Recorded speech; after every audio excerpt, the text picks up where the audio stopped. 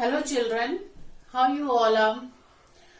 Hope you all are doing good at home these days.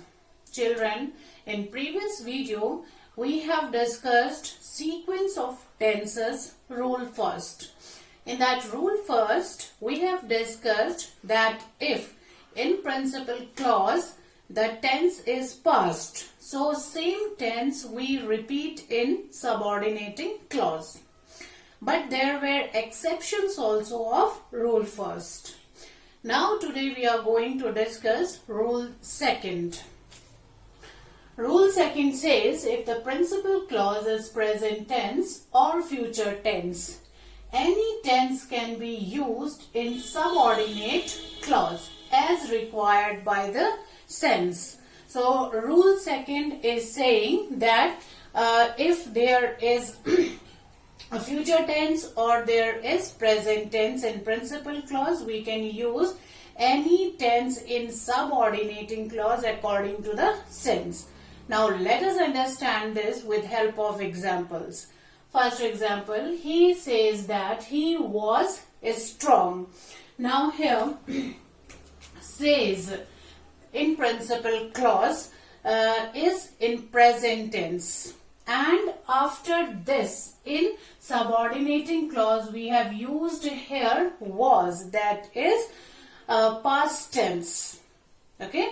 So, as it is making sense, we can use any tense here in subordinating clause. Okay. According to the sense. So, if he was strong, we can say he will be strong. Okay.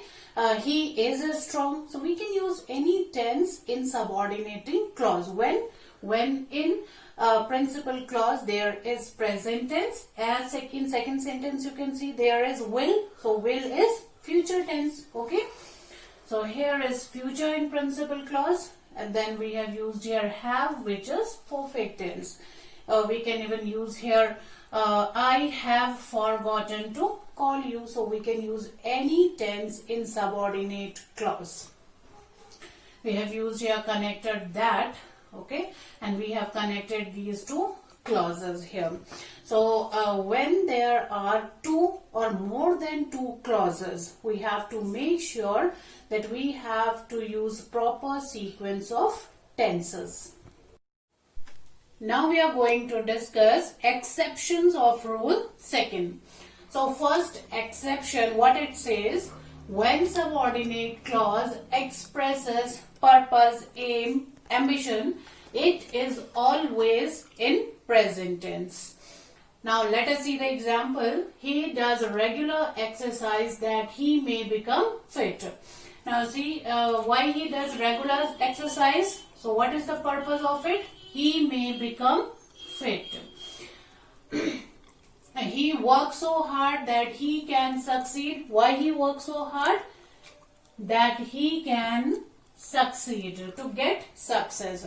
So here children, we have written subordinate clause in present tense if it is matter of purpose or aim.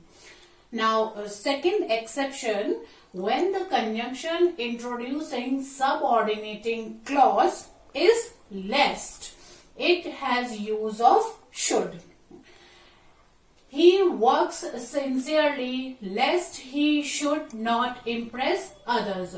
So subordinating clause, when it has lest before it, so there is always use of should in subordinating clause. So in this example you can see that after principal clause we have used should in subordinating clause. He works sincerely lest he should not impress others.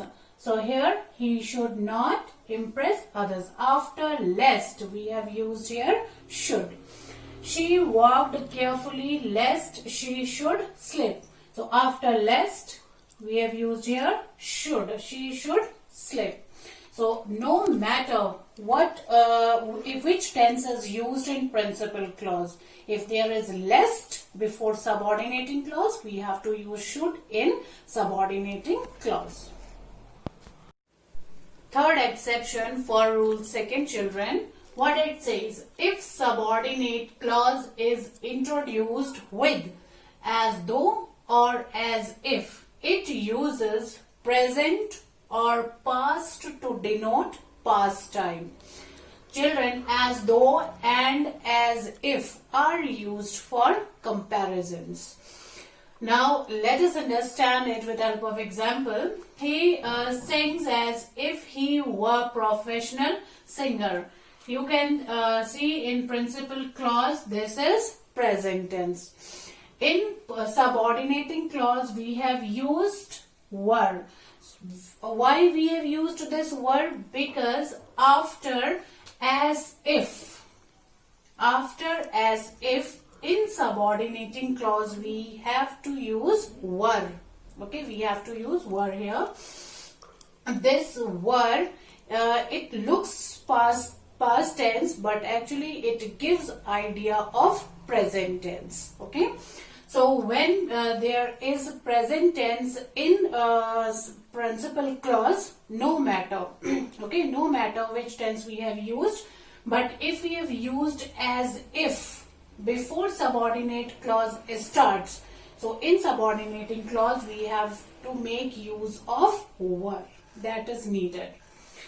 Second example, he cooked food as if he had been chef.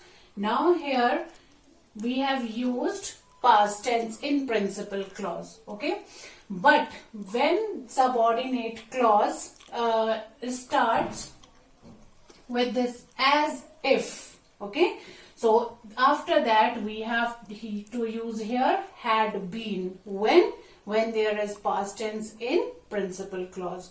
So if there is past tense in principal clause, we have to use had been in subordinating clause. One more thing is there, children, that we can use as though instead of as if here. Okay, we can use it because these both are used for comparison.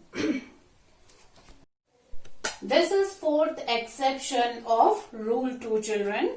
In conditionals, the tense of a principal clause decides tense of subordinate clause.